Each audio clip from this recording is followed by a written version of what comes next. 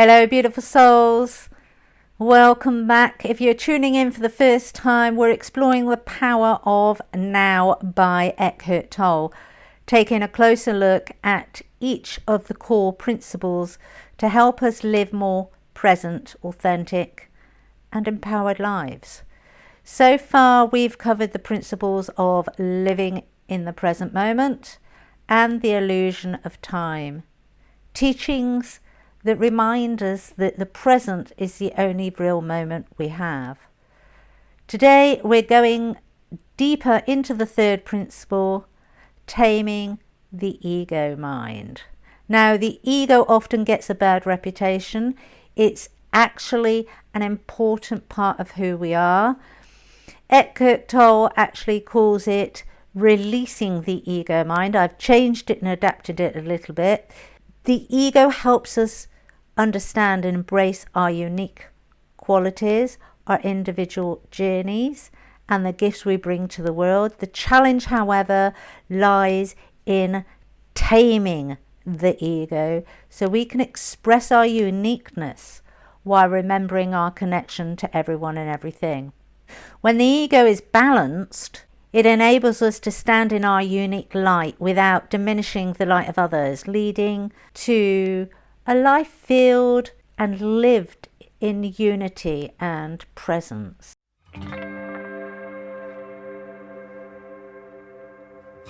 Welcome to Spiritual Midwife, the podcast that tenderly guides you through the transformative journey of spiritual awakening and personal development towards the ultimate destination of soul sovereignty.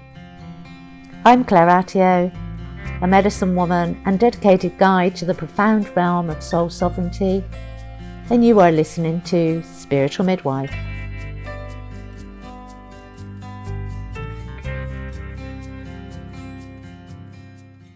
So what exactly does taming the ego mean? The ego is that voice in our mind that creates a strong sense of I, an identity we've built from our thoughts and our experiences and beliefs.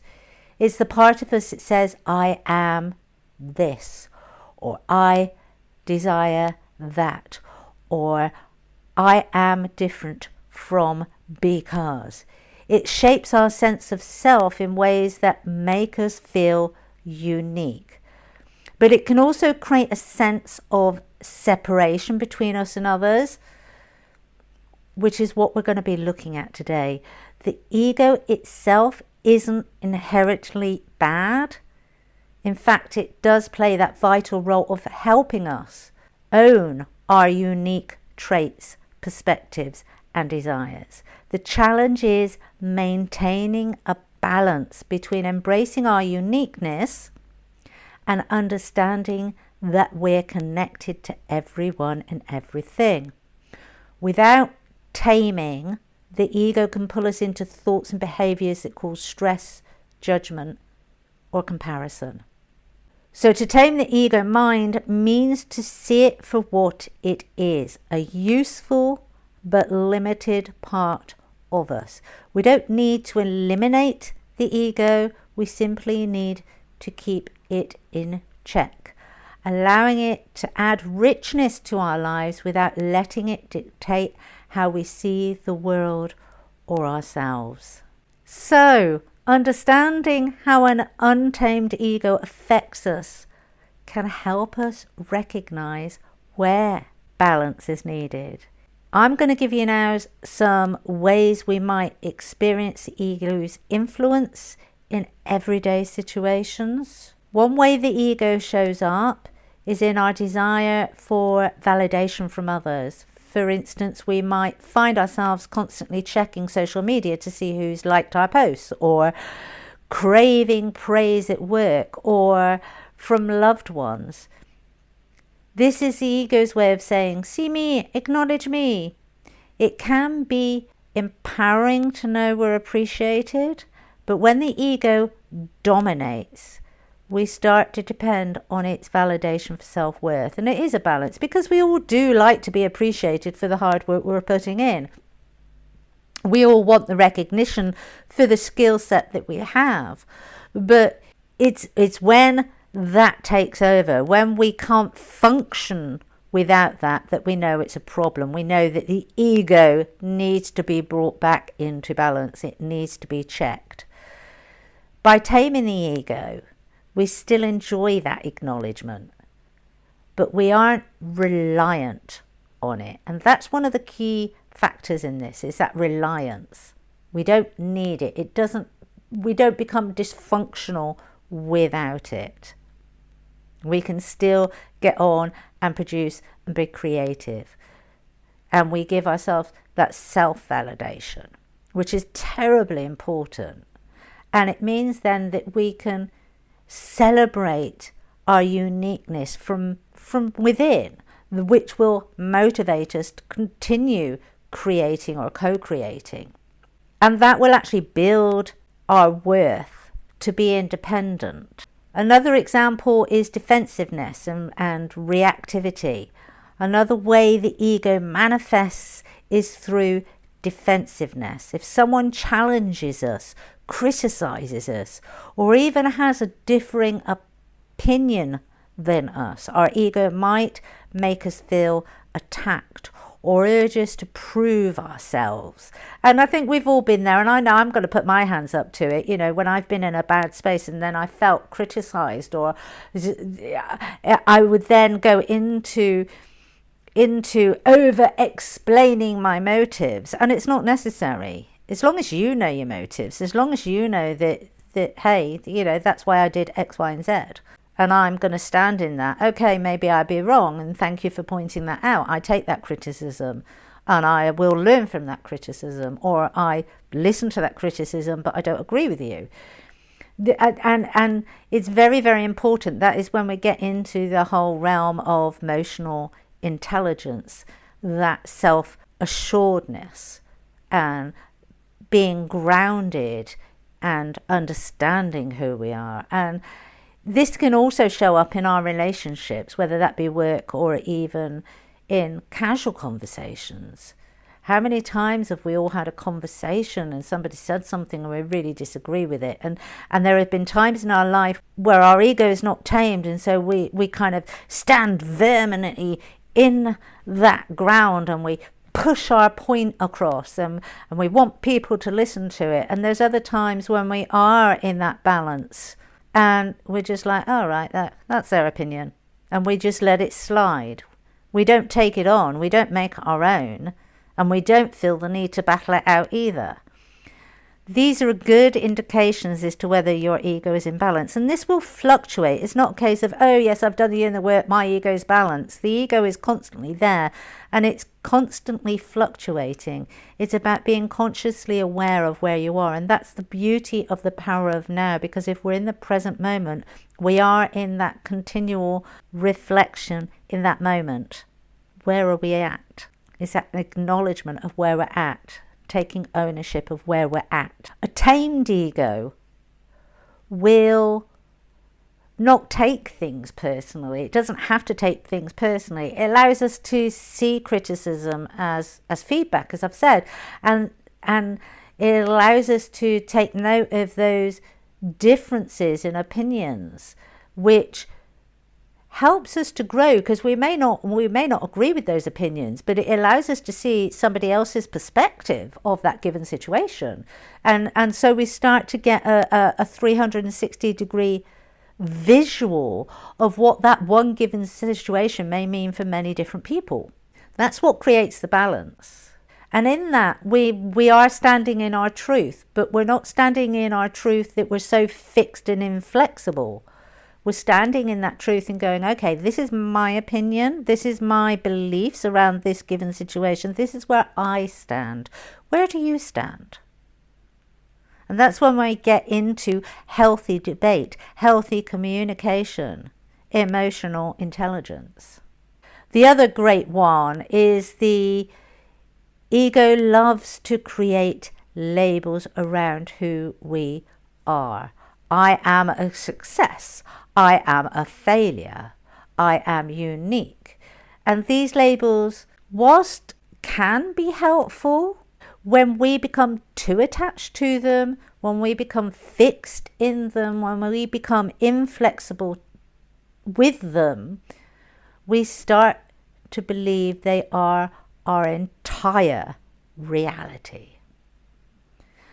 And it limits us, it stops our forward movement. And this is why I've always been one to say, yeah, have a label if that helps describe, or it helps you to articulate what you're trying to say, but don't become attached to that label. And I know when I first started my spiritual journey, and I didn't really know kind of where it was taking me or how I was supposed to kind of show up in the world with that aspect of myself, that spiritual being that I was, because I was still discovering what being that spiritual being meant for me. My roles kept changing, my identity, my labels kept changing, because I was then sent down another road and down another road and down another road. And it was interesting, because I really had to battle with the ego as to whether I was being fickle or flip-floppy, because I'm from a generation where you chose your career and then you stayed there, and if you didn't stay there, and if you started flitting from one to the other, you were then labelled as being fickle and not knowing your own mind.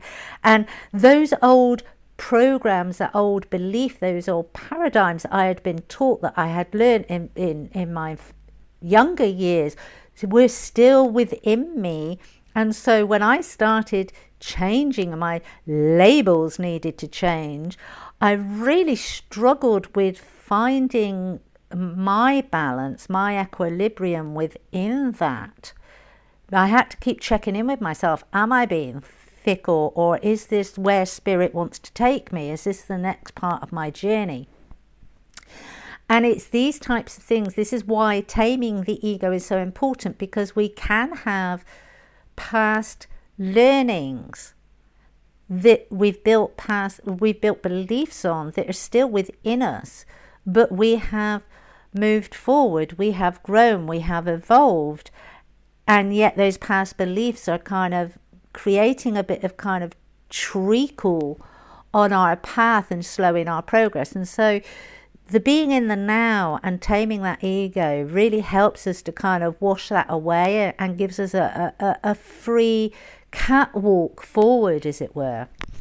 So now we've kind of gone through that principle of why we want to tame the ego. Let's have a look and see how they interconnect with the 4 agreements, which was the book that we explored previous to starting The Power of Now.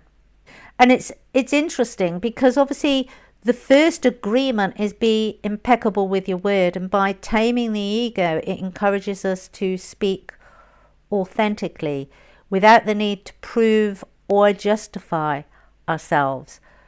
We can express our truth from a place of inner confidence, not because we want to impress others, but because we simply want to express what's real and true for us.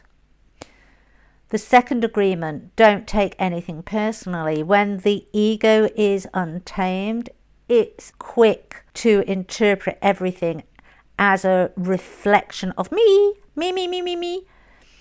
A balanced ego understands that others' words and actions often have nothing to do with us. And it's this realization that frees us from that defensiveness and allows us to respond instead of react. Don't make assumptions.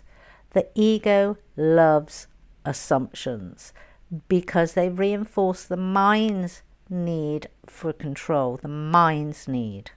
But a tamed ego is comfortable with the unknown. It's quite happy to sit in that que sera, sera. It doesn't feel the need to control everything. It's less likely to jump to conclusions, to make assumptions. And it allows us to approach situations with curiosity and openness. The last agreement, always do your best. An untamed ego might push us to perform for approval or to prove ourselves. And I'm still struggling with this one. It's interesting. And I've talked about this before on a very personal level. My father was very much a perfectionist. He really passed that on to us. We were always to do our very, very best, which is part of the 4 agreements. But he was also very judgmental if we weren't perfect at things, if we weren't the best.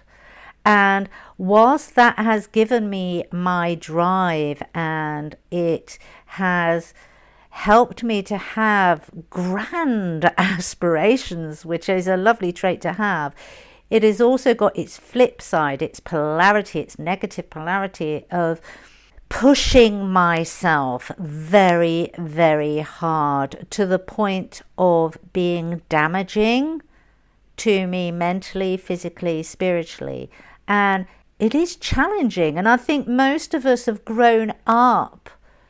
Culture is set up. Be the best, be the best, be the best. What does success look like? And we're told that success means you're at the top. But that is not what success is. Success is the way you emanate yourself from a cyclical way rather than a horizontal way, rather bottom to top, top to bottom. The more natural, the more conducive, the healthier way of measuring our success is just looking at where we are on that cycle and knowing that cycle, it just spins. And so we are going to have those good times, we are going to have those bad times. And that is a very balanced, very healthy way of looking at life, because we are then better equipped psychologically to deal with life's challenges, the ebbs and flows of life. It allows us to give our best without the pressure of needing to validate or to protect our identity. And as I said, that particular one for me, because of some of the things that have happened during my life, it's still challenging. I'm still taming the ego on that aspect. I'm aware of that. And it's not a failure to be aware and to openly express where you're at on the journey. The journey is lifelong.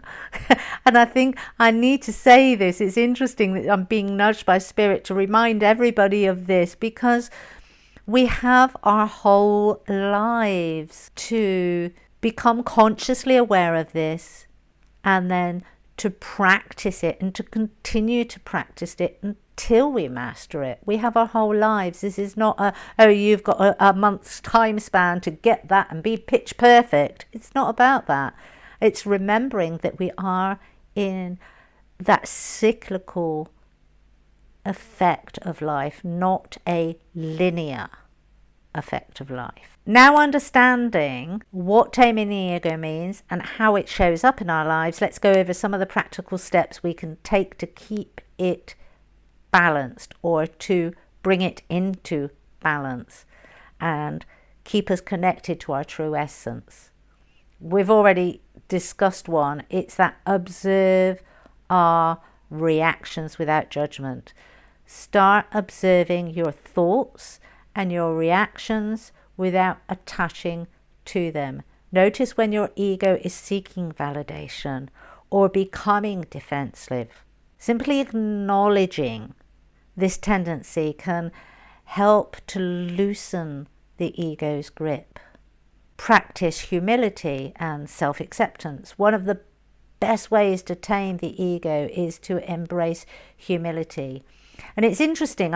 This one is interesting because with that, I've been over the years practicing that humility, and I can't tell you how many times society has taken that humility as a weakness, think I'm a pushover, and then they get quite shocked when I kind of dig my heels in and I defend myself, not from a place of defensiveness, but I actually just stand my ground. I stand in my truth. And then people are quite horrified because they made assumptions. They were running from their ego. So you will come up as you start to practice this. It's quite interesting because because you're practicing it, because you have the desire to take all these steps and to bring change about in your life. Because you know what you're looking out for, you can see it in others. It's quite an eye-opener to see how prevalent these dynamics, these dysfunctional dynamics are within society. And it's about that letting go of the need to be better or worse. It's just about allowing ourselves to be, accepting ourselves just as we are.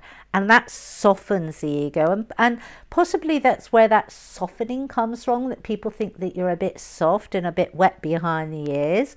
Because when we do, it does create a softening of the ego. It creates a softening of the personality and the way that you approach life and the way that you communicate.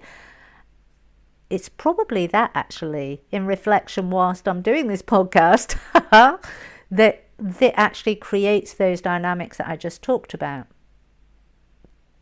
But it does take away that need to compare. You're not looking over your shoulder. You just stay in your own lane. You're not looking at where anybody else is. And that is absolutely liberating when you're able to master that.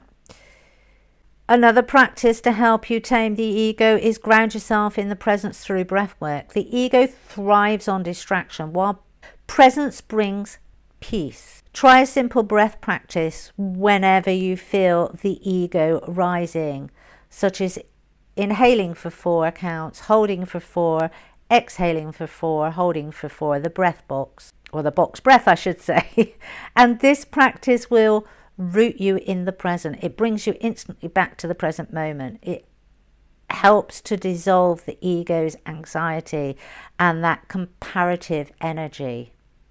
Embrace both uniqueness and unity.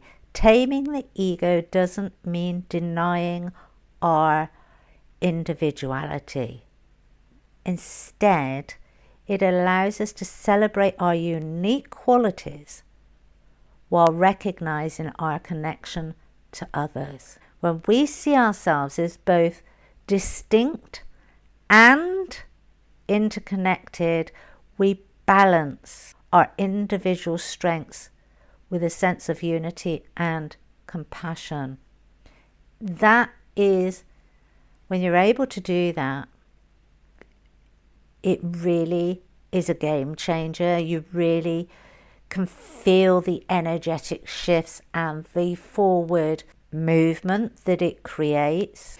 It's because you do feel it. That's a really good one to try and master. First of all, how can I be unique whilst allowing? So it's not about being unique and having the spotlight on you, just you. It's about being unique, taking ownership of that, making sure that other people know that you are the owner of that. But the spotlight goes on the whole spectrum of everybody involved in that. It is so powerful that it is a really good one to start with. It's about, because you're bringing in boundary setting, you're bringing in this is me, this is what I offer, this is what I can bring to the table, and allowing yourself to stand in that uniqueness, to take ownership of that uniqueness, to have others validate that uniqueness, although you don't need it validated by anybody else. But the spotlight is on the whole table. You're not taking the shine from anybody else, but you're also setting the boundary that nobody takes the shine from the component that you're bringing to the table as well. So, in conclusion, taming the ego mind isn't about erasing who we are. It's about finding balance between celebrating our uniqueness and understanding our oneness with the world. By taming the ego, we allow our individuality to shine without losing touch with unity that connects us to the cosmos. As we continue our journey through the power of now, I encourage you to practice observing your ego, releasing the need to defend or prove yourself. If you do have that come up, ask yourself why, what still needs healing within you, and then stepping into the peace that comes from being in the present. When we tame that ego, we unlock a greater sense of freedom, a greater sense of self-acceptance, and we develop inner harmony. Until next time, sweet souls, take care. Have a blessed week.